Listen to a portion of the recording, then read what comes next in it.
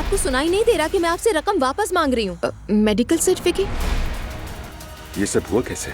दुआ ने बगैर बताए कर्जा लिया। जब सब कुछ जब्त हो गया तो बाबा को बता दिया। अस्सलाम वालेकुम, मैं दुआ हूँ, अजलान उनाल की बीवी। वालेकुम अस्सलाम। क्या लगता है काम बन जाएगा हमारा? सर अभी आपकी बहू यहाँ आई थी, दुआ साहिबा, अजलान साहब की बीवी। तनख्वाह कितनी है ये बताइएगा जरा हलूक भाई। दरअसल मैं भी ये सोच रहा था कि आप जितनी तनख्वाह अगर मैं भी कमा लूं तो क्या मेरा गुजारा हो जाएगा? बेटा तुम्हारी बीवी करना क्या चाहती है? उसने फिर कुछ किया? फिर से वो आज हमारे हॉस्पिटल जाकर जाली रिपोर्ट बनाने का कह रही थी डॉक्टर को। आपके लिए मीठा लेकर आई हूँ।